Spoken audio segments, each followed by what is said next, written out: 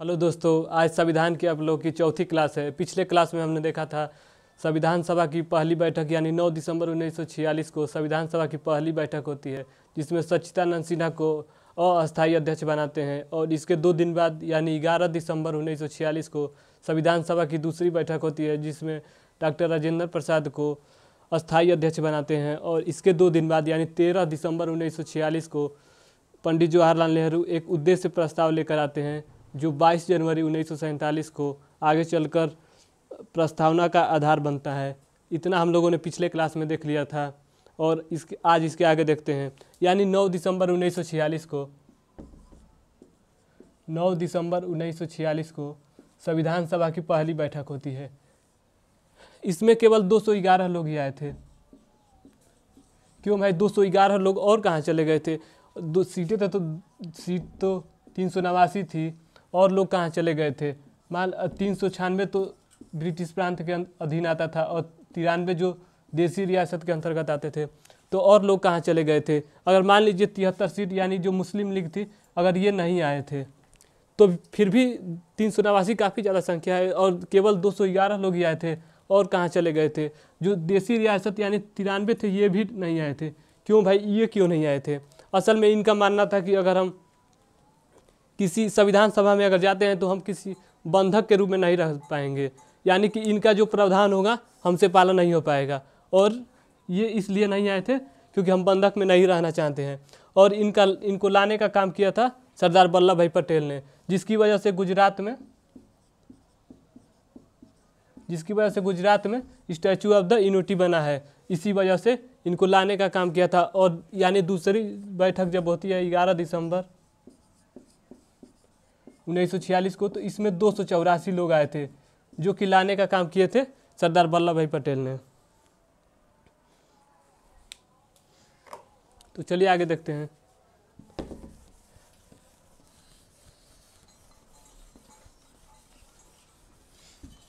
यानी कि जो पहली बैठक और दूसरी बैठक होती है, इसमें लगभग 200 से ज़्यादा लोग तो हमेशा थे। और कोई ज़रूरी नहीं है कि ये 200 लोग जो लोग थे एक बात पर एक ही मत अपना दे। यानी कि ये लोग कोई ज़रूरी नहीं है कि अपना मत एक ही दे, इनका मत अलग अलग भी हो सकता है। जैसे उदाहरण से समझते हैं। जैसे मान लीजिए कि कोई निष्कर्ष निकालना है, तो उसके 2 उपाय हैं। जैसे मान लीजिए 10 टॉपिक है, और हमने क्या किया, एक टॉपिक को 100 लोगों को दे दिया कि निष्कर्ष निकालने के लिए। तो क्या ये 100 लोग निष्कर्ष निकाल पाएंगे? क्योंकि इनका तो अलग अलग मत होगा। 100 लोग हैं, एक टॉपिक पर निष्कर्ष निकालना काफ़ी मुश्किल हो जाएगा।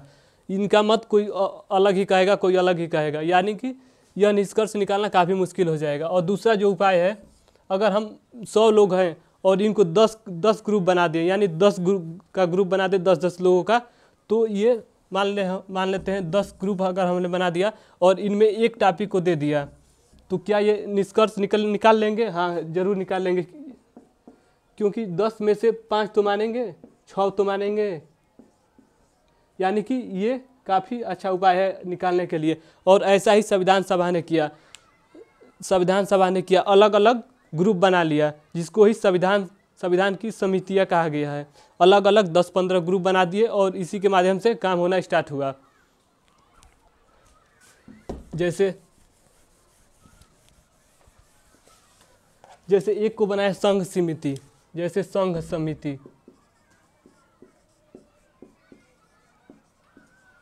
जिसके अध्यक्ष बनाए गए पंडित जवाहरलाल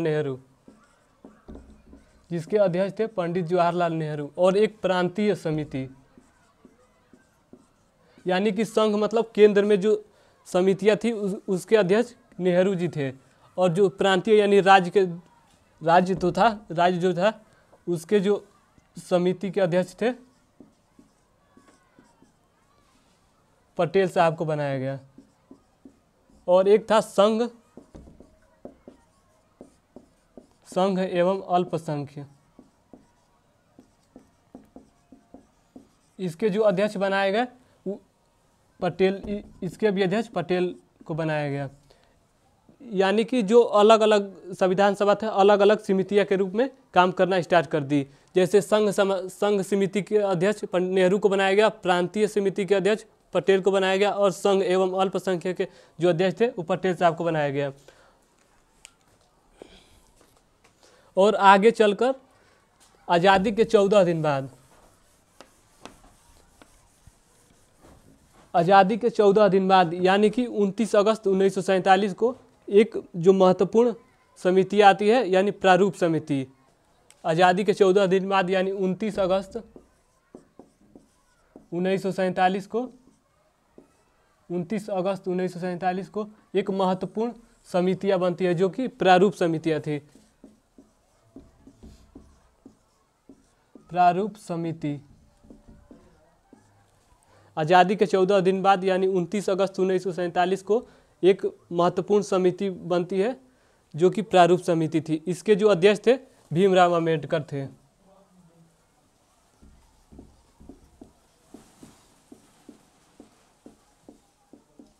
भीमराव अम्बेडकर थे और इसमें लगभग 7 लोग थे। इसमें 7 लोग थे जो कि भीमराव अम्बेडकर को लेकर 7 लोग थे। 6 लोग और थे जैसे टी कृष्णाचार्य थे, एम मुंशी थे, कृष्णा अय्यर थे, मतलब 7 लोग और थे। भीमराव अम्बेडकर जो थे अध्यक्ष थे। और इनका काम क्या था, जो अन्य समितियां थी जैसे संघ समितियां, प्रांतीय समितियां, संघ एवं अल्पसंख्यक समितियां थी, वो जो भी काम करती थी उसको लाकर इसको दे देती थी, प्रारूप समितियां को दे देती थी। और इसने क्या किया, 20 फरवरी यानी 20 फरवरी 1948 को 20 फरवरी 1948 को जो अन्य समितियां थी उनके द्वारा जो भी मतलब प्रावधान किया गया था उसको लाकर एक किताब बनाती है जो कि संविधान कहा गया है, जो कि मेन जो काम करती थी प्रारूप समितियां करती थी, जो कि अन्य जो समितियां थी इसको लाकर देती हैं और यह एक संविधान, एक पुस्तक बनाती है जो इसको संविधान कहते हैं। और लगभग 8 महीने तक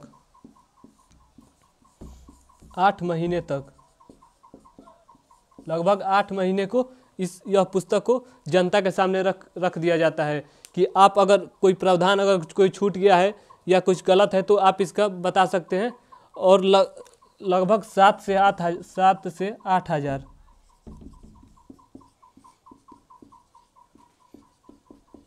8 महीने बाद जब इसका वाचन किया गया तो 7 से 8 हज़ार प्रावधान इसमें फिर से जोड़े गए। तो आइए देखते हैं वाचन कब कब हुआ। यानी कि 29 अगस्त 1947 को संविधान सभा की जो मेन समितियां थी प्रारूप समितियां का गठन होता है जिसके अध्यक्ष भीमराव अम्बेडकर थे। इसमें 6 लोग और भी थे। और 20 फरवरी 1948 को जनता के सामने संविधान सभा जो बना था उसको लाकर रख देते हैं और लगभग 8 महीने तक रखते हैं कि अगर कोई प्रावधान छूट गया है तो आप बताइए, इसमें जोड़ा जाएगा। और 8 महीने बाद लगभग 7 से 8 हज़ार प्रावधान इसमें जोड़ा गया और जिसके लिए 3 वाचन किया गया, 3 वाचन हुआ।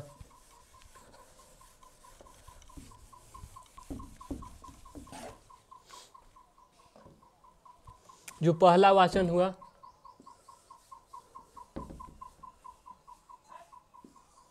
जो पहला वाचन हुआ 4 नवंबर 1948 से 9 नवंबर 1948 को, यानी कि जो इसमें जो जोड़ा गया प्रावधान वो पहला 4 नवंबर 1948 से 9 नवंबर 1948 के बीच में जोड़ा गया। और जो दूसरा प्रावधान था यानी कि 15 नवंबर 1948 से 17 अक्टूबर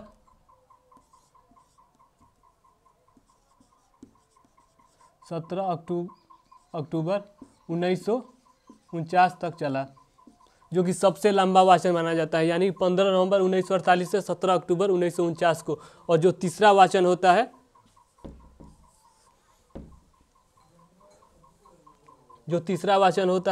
9 नवंबर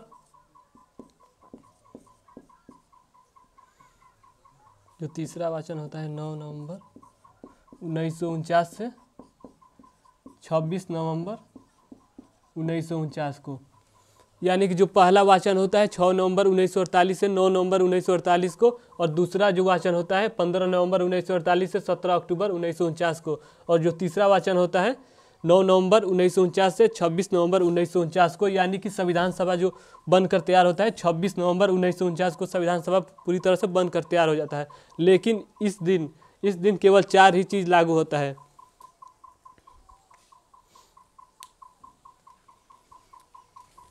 आइए देखते हैं क्या क्या।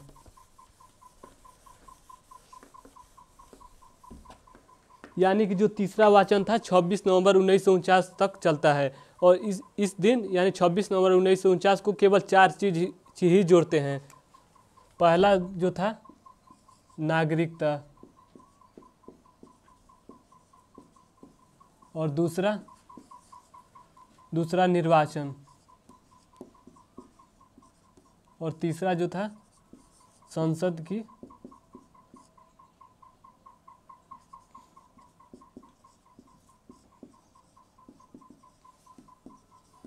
अस्थायी सदस्यता, और चौथा था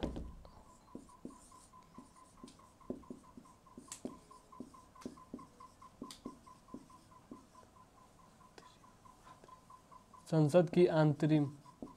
यानी कि 4 चीज को ही जोड़ा गया 26 जनवरी 1950 को।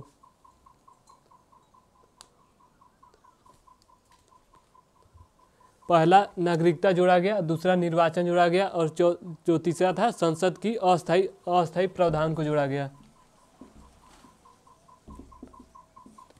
तीसरा चीज संसद की अस्थायी प्रावधान को जोड़ा गया, और चौथा चीज संसद की अंतरिम सत्र को जोड़ा गया। यानी कि जो 26 नवंबर 1949 को बस केवल 4 चीज ही जोड़ा गया, और यानी कि 26 नवंबर 1949 को, और आगे चलकर 24 जनवरी 1949 24 जनवरी 1950 को क्या होता है ये देखते हैं। यानी 1949 चल रहा है, यानी एक महीना बाद यानी 24 जनवरी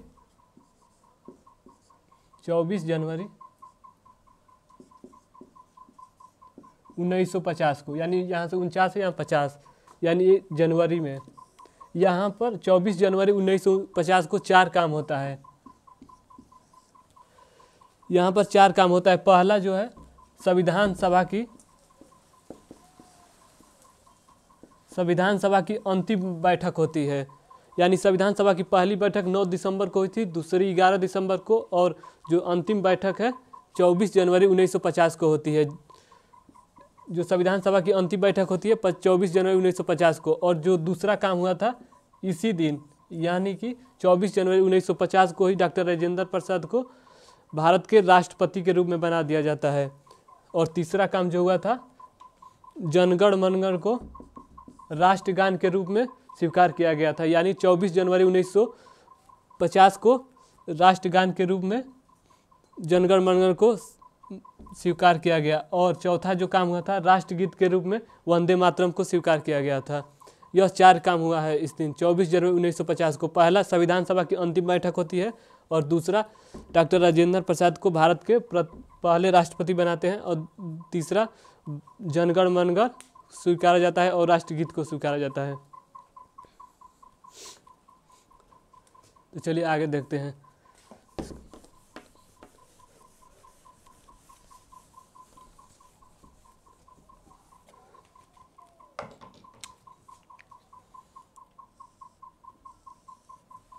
यानी कि 24 जनवरी 1950 को संविधान सभा की अंतिम 24 जनवरी 1950 को संविधान सभा की अंतिम बैठक होती है, और 24 जनवरी 1950 को ही राष्ट्रगान के रूप में जनगण मनगण को स्वीकार किया जाता है, और वंदे मातरम को राष्ट्रगीत के रूप में स्वीकार किया जाता है, और डॉक्टर राजेंद्र प्रसाद को भारत के प्रथम राष्ट्रपति बनाते हैं।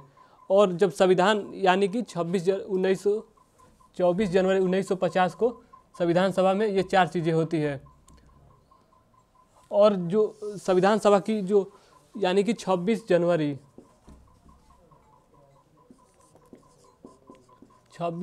1950 को संविधान सभा पूर्ण रूप से लागू हो जाता है। यानी कि 26 जनवरी 1950 को संविधान सभा पूर्ण रूप से लागू हो जाती है। आप एक बात सोच रहे होंगे कि यानी कि 24 संविधान सभा तो 26 नवंबर 1949 को ही बन गया था, लेकिन फिर हम लोगों ने 2 महीने का वेट क्यों किया? हम लोगों ने 2 महीने का वेट आखिर क्यों किया? हम लोग तो इस दिन भी लागू कर सकते थे, लेकिन इस दिन बस 4 चीज़ें ही लागू किया हम लोगों ने। तो ऐसा हम लोगों ने क्यों किया? असल में हम लोगों को 1929 तक हम लोगों को कभी भी संविधान की मांग नहीं थी, बस हम लोगों को स्थानीय स्वायत्तता चाहिए था। और लगभग इससे थक हार कर 26 जनवरी 1930 को पहली बार पूर्ण स्वराज मनाते हैं, जिसके कारण इसको यादगार के रूप में हम लोगों ने 26 जनवरी का वेट किया। नहीं तो हम लोग इस दिन भी लागू कर सकते थे, यानी 26 नवंबर 1949 को भी लागू कर देते थे, लेकिन हम लोगों का जो मांग था पहली बार 26 जनवरी 1930 को पूर्ण स्वराज का था। इसीलिए हम लोगों ने 2 महीने का वेट किया, यानी 26 जनवरी 1950 तक का वेट किया संविधान सभा को लागू करने के लिए। जब हम लोग का संविधान बना तो इसमें लगभग जो अनुच्छेद थे, जब संविधान बना तो इसमें अनुच्छेद 395 था, और जो अनुसूची थी उस समय 8 थी, और जो भाग था वो 22 भाग थे। और इसमें जो महिला थी, इसमें महिला जो थी 15 महिला थी, और इसमें जो सत्र हुआ था 11 सत्र हुआ था, 11 सत्र हुआ था। और टाइम जो लगा था 2 साल 11 माह 18 दिन। हमारे संविधान बनने में 2 साल 11 माह 18 दिन लगा था। यानी जब संविधान बना तो उस समय 395 अनुच्छेद थी, और अनुसूचियाँ 8 थी, और भाग 22 थे, और जो महिला इसमें भाग ली थी 15 महिला भाग ली थी, और जो सत्र हुआ था 11 सत्र हुआ था, और जो समय लगा था 2 साल 11 माह 18 दिन। और इसमें टोटल जो पैसा लगा था 64 लाख लगभग लगा था, 64 लाख लगा था।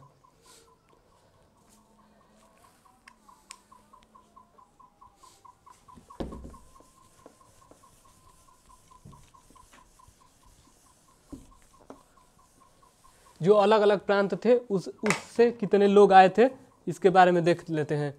यानी कि जो संयुक्त प्रांत था, जो कि अब यूपी है, संयुक्त प्रांत से लगभग 55 लोग आए थे। संयुक्त प्रांत से 55 लोग आए थे। जो देसी रियासत थी, सबसे ज़्यादा देसी रियासतों में मैसूर से 7 लोग आए थे, और जो त्रावणकोर था यहाँ से 6 लोग आए थे। ये देसी रियासत।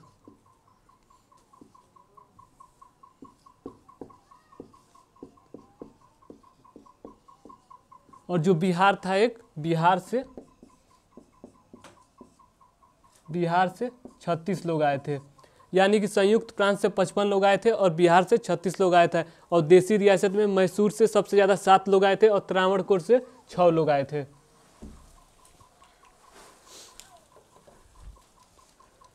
यानी कि हमने बताया संयुक्त प्रांत से 55, और बिहार से 36, और देसी रियासत में मैसूर से 7 और त्रावणकोर से 6, और एक मद्रास था, और एक मद्रास से 49 लोग आए थे।